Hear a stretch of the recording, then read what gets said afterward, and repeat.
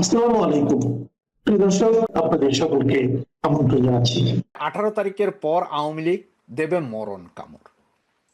এটা কেন বলেছি এবং ঘটনাটা কি এই বিষয়ে আলোচনা করব। তার আগে একটু আপনাদের কাছ থেকে 1 মিনিট সময় চেয়ে নিচ্ছি, কিছু বিষয় একটু পরিষ্কার করে দেই। আর যদি পুরো ভিডিওটা না শুনেন তাহলে আপনারা সকলে বলবেন যে মিস ইনফরমেশন আবারও।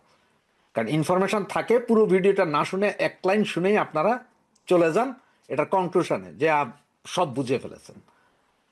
গতকালকের যে ভিডিওটা করেছিলাম যে শেখ হাসিনার সাথে আমাদের জননেত্রী মাননীয় প্রধানমন্ত্রী শেখ হাসিনার সাথে কথা বলেছেন আমেরিকার কূটনীতিক, সেটাতে আপনারা অনেকেই বলছেন মিস ইনফরমেশন। তবে যদি না বুঝেন, না জানেন, সেটা হচ্ছে অন্য কথা। আর যদি বুঝে থাকেন তাহলে বলবো যে এটি মিস ইনফরমেশন না, আপনাদের বুঝতে হবে। আর সেই বুঝাটার জন্যই আজকের যে ঘটনাটা এখন বলছি সেটার সাথে এইটার 110% মিল। সেটা হচ্ছে, দেখেন আপনারা এই মুহূর্তে আমার মাথার পেছনে যে ব্যানারটা দেখছেন সেখানে লেখা আছে, দেখেন, জামাতের আমিরের সাথে যুক্তরাজ্যের বাণিজ্যিক প্রতিনিধি দলের ভার্চুয়ালি বৈঠক অনুষ্ঠিত হয়েছে। এবং সেম বৈঠক অনুষ্ঠিত হয়েছে আবার তারেক জিয়ার সাথেও। এবং সেম অবস্থায় আবার ডাক্তার ইউনূসের সাথে তো গত মঙ্গলবারই বৈঠক হয়েছে, অনেক কিছুই বলেছে। তাই না?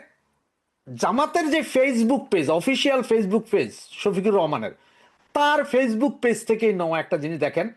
যুক্তরাষ্ট্রের বাণিজ্যিক প্রতিনিধি দল জেমিসন গিয়ারের সাথে জামাত ইসলামের আমির ডাক্তার শফিকুর রহমানের সঙ্গে ভার্চুয়ালি বৈঠক অনুষ্ঠিত হয়েছে শুক্রবার, মানে আজকে দুপুরে জামাতের ভেরিফাইড ফেসবুক পেজের এক পোস্টে বিষয়টি জানানো হয়েছে। বৈঠকে বাংলাদেশ ও যুক্তরাষ্ট্রের দ্বিপাক্ষিক বাণিজ্য, পারস্পরিক শুল্ক হার, ভবিষ্যৎ অর্থনৈতিক সহযোগিতা নিয়ে বিস্তারিত আলোচনা হয়। পোস্টে বলা হয়, বাংলাদেশ জামায়াতে ইসলামের আমির ডাক্তার শফিকুর রহমান যুক্তরাষ্ট্রের বাণিজ্যিক প্রতিনিধি ইউএস ট্রেড রিপ্রেজেন্টেটিভ রাষ্ট্রদূত জেমিসন গিয়ারের সঙ্গে ভার্চুয়াল বৈঠকে মিলিত হন। বৈঠকে আরও উপস্থিত ছিলেন দক্ষিণ ও মধ্য এশিয়া বিষয়ক সহকারী মার্কিন বাণিজ্য প্রতিনিধি বোল্ডান লিঞ্চ, দক্ষিণ ও মধ্য এশিয়া বিষয়ক পরিচালক এমিলি এসবি এবং বাংলাদেশ জামাতে ইসলামের যুক্তরাষ্ট্রের মুখপাত্র প্রফেসর ডাক্তার মোহাম্মদ নকিবুর রহমান। তো ডাক্তার মোহাম্মদ নকিবুর রহমানকে নেওয়ার কারণটা কি?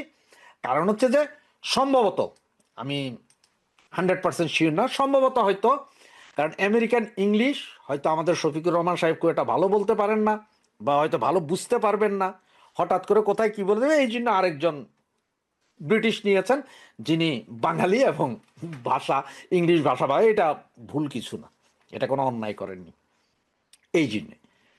এখন ওনার সাথেও কথা বলেছেন, আবার তারেক জিয়ার সাথেও কথা বলেছেন। এবং আপনার এর আগে আমরা বলেছি যে মঙ্গলবারে আমাদের উপদেষ্টাদের সাথেও কথা বলেছেন। তার আগে শেখ হাসিনার সাথেও মার্কো রুবিও কথা বলেছেন। এখন আপনারা বলতে কেন কথা বলবো, কি কথা? হ্যাঁ ভাই, এবার আসেন। আপনারা সকলেই জানেন যে 12 তারিখে একটা নির্বাচনের আয়োজন করা হচ্ছে। এখন এই নির্বাচন হবে কি হবে না সেটা নিয়ে কিন্তু টেনশনে আছে আমেরিকা। আবার এই নির্বাচন হয়ে গেলে এই গভর্নমেন্ট সাস্টেন্স করতে পারতেছে কিনা, এই গভর্নমেন্ট এই নির্বাচন ধরে রাখতে পারবে কিনা সেটাও সন্দেহ আছে। যার কারণে 3 দল, আওয়ামী লীগ, বিএনপি এবং জামাতের সাথে এই কথাগুলো। আওয়ামী লীগকে ওদের সবচেয়ে বড় ভয় যে নির্বাচন হয়ে যাওয়ার পরে এবার ক্ষমতায় বিএনপি আসুক আর জামাত আসুক, আওয়ামী লীগের ঠেলার সাথে বাঁচবে না, আওয়ামী লীগের ধোলাইয়ের কাছে দাঁড়াইতে পারবে না। সুতরাং গভর্নমেন্ট ঠিক থাকবে না, হরতাল, মিছিল, অবরোধ এগুলো দিতেই থাকবে আওয়ামী লীগ। সুতরাং ওরা যেসব ব্যবসা বাণিজ্যের চুক্তি ইন্টিমের সাথে 17 মাসে যা যা নেওয়ার সত্য নিছে, কিন্তু এগুলো কি আসলে রাখতে পারবে কিনা? কারণ দেশের সরকার যদি স্টেবল না হয়, ওরা যে বিনিয়োগ করবে ওদের বিনিয়োগ তো ক্ষতিগ্রস্ত হবে, তখন কি হবে? এইসব কারণে তারা এখন আলোচনায়। কিন্তু আলোচনায় এই যে জামাতের সাথে বা বিএনপির সাথে যতই আলোচনা হবে, আলোচনার মূল কেন্দ্রবিন্দু যে আওয়ামী লীগকে বাংলাদেশের রাজনীতি করার স্পেস ছেড়ে দিতে হবে, নির্বাচনে সকলকে নিয়ে নির্বাচন করতে হবে, আওয়ামী লীগকে বাইরে রেখে কোনো নির্বাচন করা যাবে না। এটা হচ্ছে মূল। কারণ আমেরিকাও ভালো করে জানে আওয়ামী লীগকে বাইরে রেখে নির্বাচন করে আপনারা 6 মাসও ক্ষমতা ধরে রাখতে পারবেন না। তো ওরা যে এই যে বন্দর নিল, পোর্ট নিল, রাস্তা নিল, ঘাট নিল, জায়গা নিল, জমি নিল, সেন্ট মার্টিন নিল, এগুলা কই যাবে?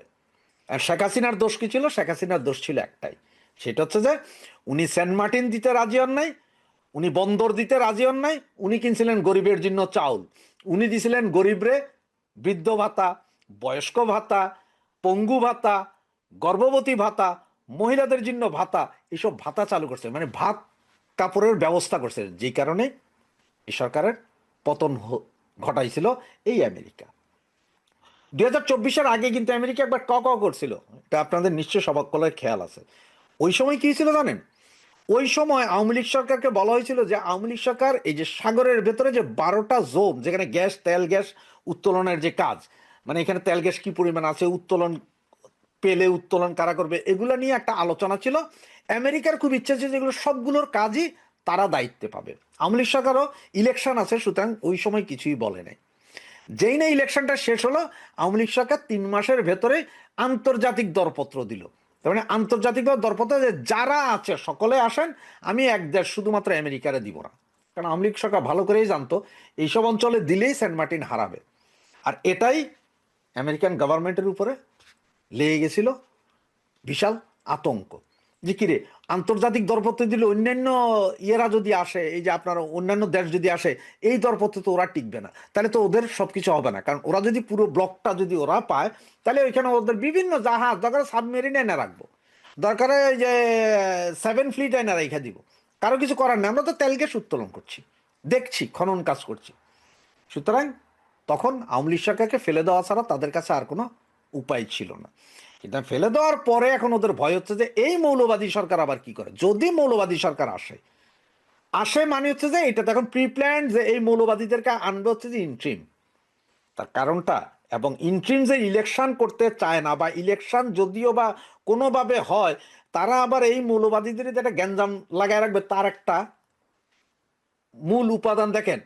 গতকালকে কি করলো একজন উপদেষ্টা, তিনি আবার আমাদের জাতীয় নিরাপত্তা উপদেষ্টা, ওনাকে নিয়ে বিমানের ডাইরেক্টর করা হইলো। ভাই, একজন উপদেষ্টা মানে মন্ত্রী, ডিরেক্টর হয় আমরা শুনছি কখনো এমপি, বা এমপিও না, এরকম লোকজন ডিরেক্টর হইতে পারে। একজন মন্ত্রী পদমর্যাদার উপদেষ্টা, উনি কেন বিমানের ডিরেক্টর হবেন? আবার নির্বাচন কমিশনের সচিবকে কেন চেঞ্জ করে বিমানে দিতে হবে? নির্বাচন কমিশনের সচিব হঠাৎ করে 1 মাস নেই নির্বাচন, তার আগে সচিব চেঞ্জ, তো নতুন সচিব এসে বুঝবো কি? আপনি যখন একটা নতুন বিয়ে করলো, ওই মাইয়ার চরিত্র বুঝতে, ওই মাইয়া কি চায় কি না চায় এটি বুঝতে যেমন সমস্যা হয়, মেয়েরাও সেম, যে একটা ছেলেরা হঠাৎ করে বিয়ে কইরা আপনারা যেমন বুঝেন না, বুঝতে পারেন না যে এর কি পছন্দ না পছন্দ, ওই না কি জানা, ছেলেরা বুঝে না মেয়েদের কি পছন্দ না পছন্দ। সেম কাহিনী হচ্ছে যে এই নির্বাচন কমিশনের সচিব হঠাৎ করে চেঞ্জ করা 1 মাসে, তো ওই বেটা এসে বুঝবে কি? ও তো কিছু বুঝবে না। আবার ওই সচিব, নির্বাচন কমিশনের সাবেক সচিবকে নিয়ে গেছেন কোথায় আপনারা? বিমানে। আবার জাতীয় নিরাপত্তা উপদেষ্টাকে বিমানের, বাংলাদেশ বিমানের ডিরেক্টর করেছেন কেন ভাই? উনি তো মন্ত্রীর, উনি তো একজন ডিরেক্টর চেয়ে অতি উচ্চ পদে। তাহলে এইসবগুলো, তো এগুলো সব করাচ্ছে যে আসলে যে 12 তারিখ ইলেকশন হবে তার একটা নমুনা। এবং 1/11 সময় আমাদের কাছে নজির আছে, 10 দিন আগেও টোটাল নির্বাচনও বাতিল হয়েছে, উপদেষ্টা পরিষদও বাতিল হয়েছে। এখন আমেরিকা কেন তাইলে ফোন দিচ্ছে? আমেরিকা ফোন দিচ্ছে সকলকে, যে সবার সাথে কথা বলতেছে, ভাই দেখেন এর ভিতরে এখন আওয়ামী লীগ, ওই যে ব্যানারে দেখলেন যে 18 তারিখের পরে আসছে মরণ কামড়। ভাই এটা আমি বলতেছি না মরণ কামড়, আমি কোত্থেকে বলবো? আমি ক্ষুদ্র ছোট মানুষ, আমি তো আওয়ামী লীগের নেতা না, বা আওয়ামী লীগের কোনো নেতাও বলে নাই যে আপনার 18 তারিখের পরে বিশাল মরণ কামড় দিবে, আন্দোলন হবে। এটা বলছে কারা ভাই? গোয়েন্দা সংস্থা। বাংলাদেশের গোয়েন্দা সংস্থা বলছে ভাই বিশাল আন্দোলন হবে। এখন বিশাল আন্দোলন হবে, তাইলে 12 তারিখের নির্বাচনের আগে হয়তো এই বিভিন্ন কেন্দ্র, ভোট কেন্দ্রগুলো জ্বালাও পোড়াও হইতে পারে। ভাই এটা আমি বলছি না, জ্বালাও পোড়াও হইতে পারে, মানে জ্বালাইয়া পোড়াইয়া দিতে পারে। এটাও কারা বলছে? গোয়েন্দা সংস্থা। তো এখানে তো আওয়ামী লীগ কি ভাই জ্বালাও পোড়াও করে? কখনো কখনো করে না, ঠিক না? 96 সালের ওই যে ইলেকশন মনে আছে তো, বিএনপি আওয়ামী লীগ করছিল, পাবলিক করছে ভাই। পাবলিক যদি আন্দোলন করে, পাবলিক যদি জুতা পিটা করে এই ছাত্রদেরকে, পাবলিক যদি বিভিন্ন ভোট কেন্দ্র জ্বালাইয়া দেয়, পাবলিক যদি বিভিন্ন নেতাদের ধৈরা দিগম্বর করে ধোলাই করে, না আমার কি করার আছে ভাই? আওয়ামী লীগের কি করার আছে? সুতরাং এই যে মরণ কামড়, মরণ কামড় ওরা বলতেছে যে আওয়ামী লীগ মরণ কামড় দিবে। এখন আওয়ামী লীগ দিবে নাকি জনসাধারণ? আসলে জনসাধারণ বলতে ওরা ভয় পায়, কারণ জনসাধারণের 90% এখন আওয়ামী লীগ। যেই বেটা এর আগে আওয়ামী লীগ করতো না, সেও কয় যখন আওয়ামী লীগ ভালো। যেসব মহিলাগুলো আগে বলতো না, আগে বলতো যে আওয়ামী লীগ খারাপ, তারাও এখন কয় যে আওয়ামী লীগ ভালো। মহিলাদের এখন সমস্যা হয়েছে না? এই যে হাইকোর্ট রায় দিয়ে দিল ভাই, দুই বিয়া, মানে প্রথম বউয়ের অনুমতি লাগবে না, দ্বিতীয় বিয়ে করতে, আবার তৃতীয় বিয়ে করলে দ্বিতীয়টা তো প্রথম হয়ে যায়, সেটারও অনুমতি লাগবে না। তো মহিলারা এখন চিন্তা করতে, আয় হায়, আগে পাইতাম না, আগে যাও একটা ভাতার পাইতাম, এখন তো দেখি লাঙ্গের আশা করে ভাতারও গায়েব। মহিলারাও এখন বিরোধী। আবার যদি সরিয়া আইন হয়, বেত্রাঘাত পাছার উপরে যদি চলে দৌড়া, তাহলে তো আবার সমস্যা না। তো এই সব কিছু মিলে পাবলিক খেপারেছে, পাবলিক খেপায়, পাবলিক আসলে মূলত হচ্ছে যে পাবলিক, এরা বুঝতেছে পাবলিক হয়তো 18 তারিখের পরে বিভিন্ন জায়গায় নেমে যাবে। ওই যে যেমন জুলাই আগস্টে যেরকম পাবলিক নাকি বিভিন্ন জায়গায় জ্বালাই দিছিল, উল্টাই দিছিল, সেরকম হয়তো পাবলিক আবার জ্বালাই দিতে পারে, উল্টাই দিতে পারে, ঝুলাই দিতে পারে। এই কারণে এখন বলতেছে যে আওয়ামী লীগ করবে। কারো তো নাম দিতে হবে, এটা তো যদি বলে যে পাবলিক, তাহলে এটা শরমের বিষয় না ভাই। তো সেটা আমি বলছি না, গোয়েন্দা সংস্থা বলছে যে আওয়ামী লীগ মরণ কামড় দিবে, ইলেকশন তো টোটালি ভন্ডুল হয়ে যাবে। এমনও হইতে পারে যে এই ফেব্রুয়ারির 10 তারিখ থেকে 12 তারিখের ভিতরে যত ক্যাম্প আছে সব হাওয়া হয়ে যেতে পারে। তো এগুলো সব পাবলিক হয়তো করতে পারে, এটা আওয়ামী লীগ করবে না, পাবলিক করবে। কারণ পাবলিক মানেই এখন কিন্তু সব আওয়ামী লীগ, এটা তো মানেন যে যে কোনো পাবলিক মানেই আওয়ামী লীগ। আর জামাত বিএনপি তো আলাদা। জামাত বিএনপি গুলো জামাত বিএনপি, আর পাবলিক আম জনতা যেটা বলেন সেটা হচ্ছে আওয়ামী লীগ। সুতরাং আসতে পারে নাকি 18 তারিখে পরে বিশাল আন্দোলন, দিতে পারে মরণ কামড়। এমনও হইতে পারে যে আওয়ামী লীগ নেতারাও হয়তো বিভিন্ন জায়গায় আছে, যারা এখন আছে বাংলাদেশে, যাদেরকে আমরা জানি যে বাইরে, তারাও হয়তো বাংলাদেশে, সবকিছু মিলাইয়া একটা বজগট অবস্থায়। তবে আমেরিকার ভয় হয়েছে যে আওয়ামী লীগরে বাহিরে রাখে নির্বাচন করে ফয়দা হবে না, 6 মাসও টিকবেন না। সুতরাং আবারও বলি আপনাদেরকে, নো ভোট, নো ভোট। নৌকা নাই, ভোট কেন্দ্রে যাব না, কিসের তোমার হার না, ভোট দিতেই তো যাব না। জয় বাংলা, জয় বঙ্গ। সম্মানিত দর্শক, যুক্তরাজ্য ভিত্তিক একজন মানবাধিকার আইনজীবী, তার নাম হচ্ছে ব্যারিস্টার M.R. খান। তিনি একটি বিস্ফোরক দাবি করেছেন, বলতে পারেন বোমা ফাটিয়েছেন। আমার মনে হয় একটি বিশাল চ্যালেঞ্জ ছুড়ে দিয়েছেন তিনি, সেটি নিয়ে আজকে কথা বলবো। Barrister M.R. খান বলেছেন, গত বছর ঢাকায় আন্তর্জাতিক অপরাধ ট্রাইব্যুনাল থেকে, মানে গত বছরের 17 নভেম্বর, সাবেক প্রধানমন্ত্রী শেখ হাসিনার বিরুদ্ধে আইসিটি থেকে, ট্রাইব্যুনাল থেকে যে মৃত্যুদণ্ডের রায় ঘোষণা করা হয়েছে, সেটা সম্পূর্ণ অবৈধ এবং ভিত্তিহীন। মিস্টার খান স্পষ্ট ভাষায় বলেছেন, আন্তর্জাতিক আইনের দৃষ্টিকোণ থেকে এই রায় মোটেই টেকসই নয়। কেন এমন কথা বললেন তিনি? এর আইনি ভিত্তি কি, কিংবা তার যুক্তিগুলো কি? M.R. খানের এই চ্যালেঞ্জ বাংলাদেশের রাজনীতিতে কি প্রভাব ফেলবে, কিংবা তার কথাকে গুরুত্ব দেওয়ার বিষয়টি কতটা গুরুত্বপূর্ণ? এমনিতেই তো আপনারা জানেন যে একটা প্রবল সমালোচনা আছে এই আদালতের এই বিচার করবার এখতিয়ারই নেই। এটি নিয়ে আমরা একটি কন্টেন্ট করেছি। যতই অধ্যাদেশ বা আইন কানুন যত কিছুই বদলানো হোক না কেন, স্বয়ং আদালতেই যেখানে বিশাল প্রশ্নের মুখে, সেখানে ব্যারিস্টার খান এই রায়কে, মানে মৃত্যুদণ্ডের রায়কে পুরোপুরি তুড়ি দিয়ে উড়িয়ে ফেলেছেন। সঙ্গে আদালতের কর্মকাণ্ড নিয়েও তিনি আইনি প্রশ্ন তুলেছেন। এ সম্পর্কে আসলে এখানে বলা হয়েছে যে international human rights lawyer mister Khan prepared the submission independently and closing annexes with evidence of rioters' violence. The document has circulated among legal circles and Hasina supporters, potentially fueling calls for international scrutiny of Bangladesh judicial processes under the interim government. As of now, the ICTBD and interim authorities have not responded to the submission. পুরো প্রতিবেদনটি ইংরেজিতে, তার সামান্য একটু অংশ আপনাদের শোনালাম। যেটুকু পড়লাম তার সহজ বাংলা অনেকটা এরকম যে আন্তর্জাতিক মানবাধিকার আইনজীবী মিস্টার খান স্বাধীনভাবে এই সাবমিশনটি করেছেন।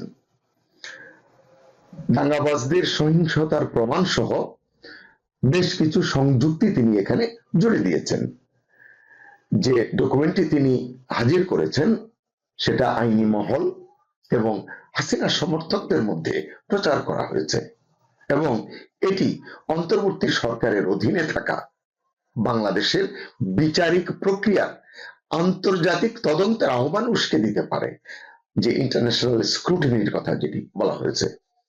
অর্থাৎ এটি একটি ডিমান্ড তৈরি করতে পারে যে এটি আসলে তদন্ত করে দেখা দরকার, খতিয়ে দেখা দরকার। তবে এখন পর্যন্ত আইসিটিবিডির তরফ থেকে বা অন্তর্বর্তী কর্তৃপক্ষের তরফ থেকে এই বিষয়ে কোনো প্রতিক্রিয়া জানানো হয়নি। চলুন এ সম্পর্কে আরেকটু বিস্তারিত জানতে চেষ্টা করি আমরা। ব্যারিস্টার এমআর খান যুক্তি দিয়েছেন 2024 সালের জুলাই আগস্ট দাঙ্গার ঘটনায় প্রাক্তন প্রধানমন্ত্রী শেখ হাসিনা এবং তার প্রশাসনের বিরুদ্ধে মানবতা বিরোধী অপরাধের অভিযোগ আন্তর্জাতিক বা দেশীয় আইন অনুসারে বহাল রাখা যাবে না, অর্থাৎ এটি টিকবে না, এটি তিনি বলছেন। তিনি এই রায়কে ন্যায় বিচারের অপব্যবহারের একটি ধ্রুপদী উদাহরণ হিসেবে চিহ্নিত করেছেন বা ব্যাখ্যা করেছেন।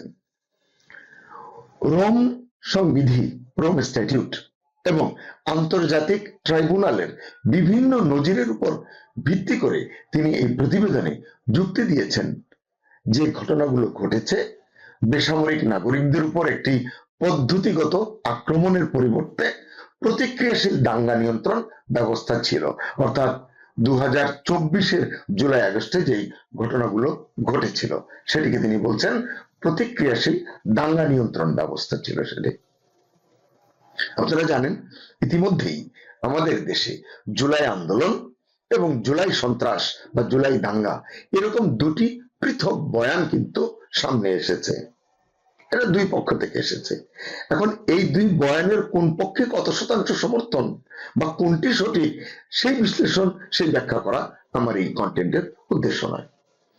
আমি আপনাদের সামনে এমনকি সদাশয় সরকারের সংশ্লিষ্ট কর্তৃপক্ষের সামনেও ব্যারিস্টার এম আর খানের বিশ্লেষণটি তুলে ধরতে চাই বা তুলে ধরছি, যাতে এই ভিন্ন মত যদি এটিকে মনে করা হয় তাহলে এর পক্ষে বা বিপক্ষে একটি সুচিন্তিত মতামত পাওয়া যায় সংশ্লিষ্ট কর্তৃপক্ষের কাছ থেকে।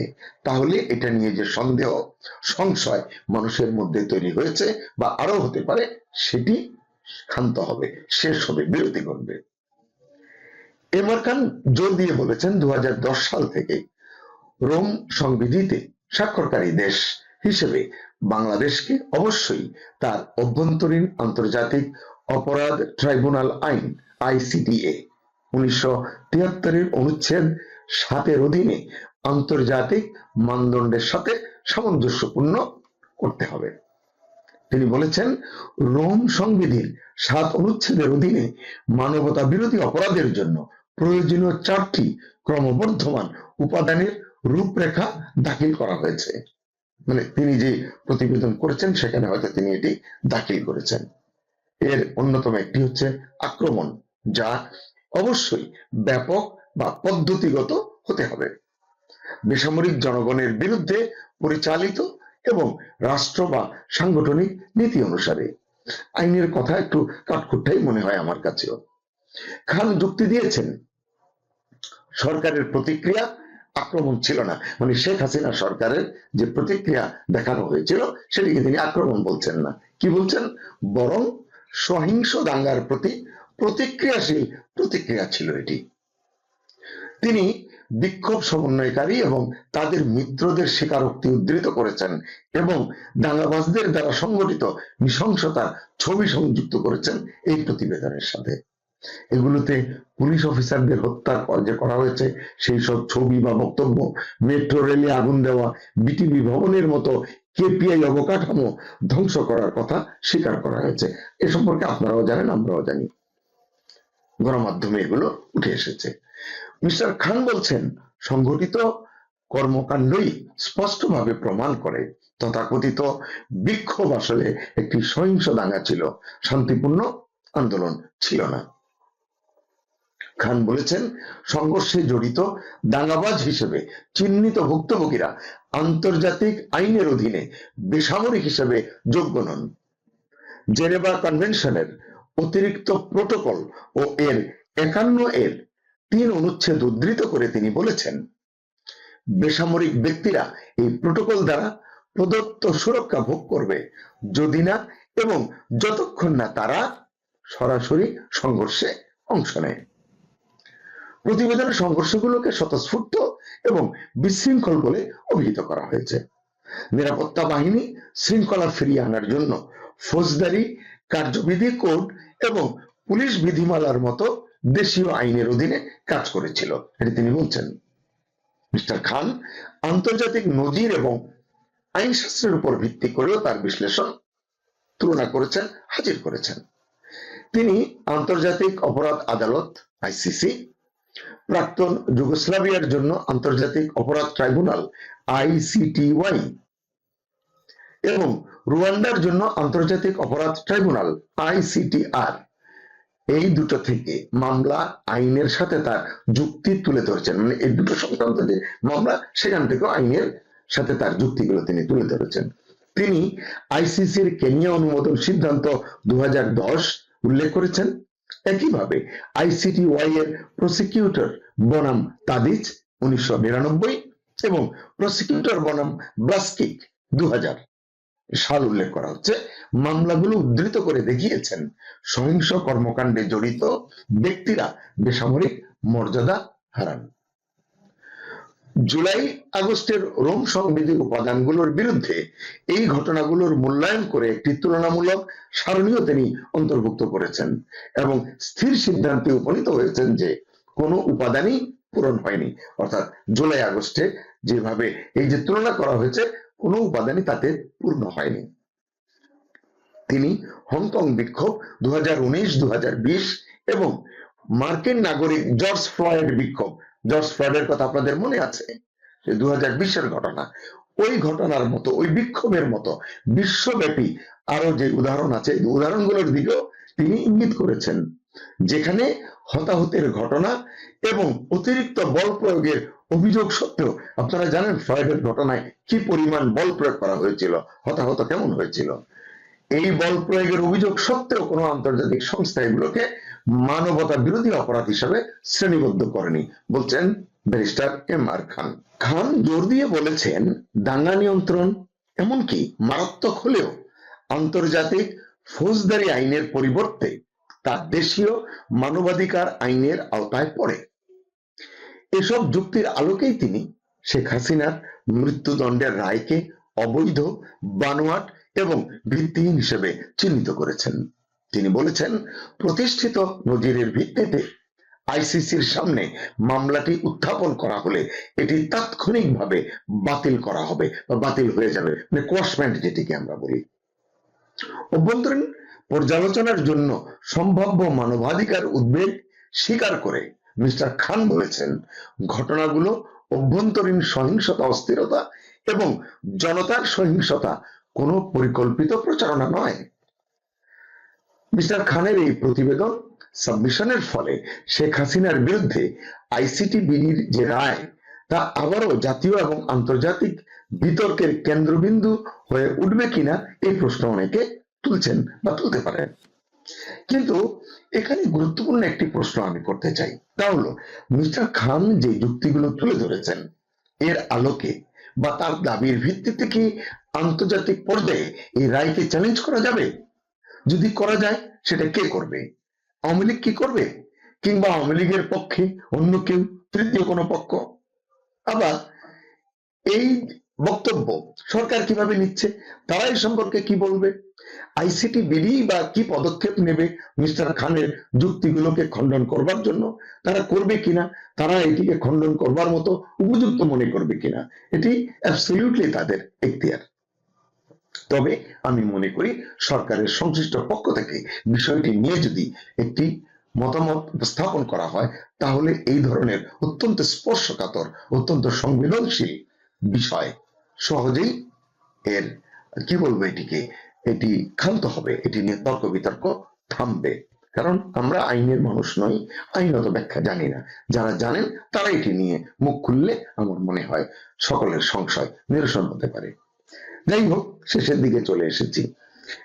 সর্বোপরি একটা জিনিস দেখতে চাই যে বাংলাদেশের রাজনৈতিক প্রেক্ষাপটে এই যে যুক্তিগুলো এতক্ষণ আমি কতটা বুঝলাম না সেটা বিষয় নয়, মিস্টার খান যে যুক্তিগুলো তুলে ধরেছেন এবং যে আলোচনার অবতারণা তিনি করেছেন তার আসলে প্রভাব কি হবে।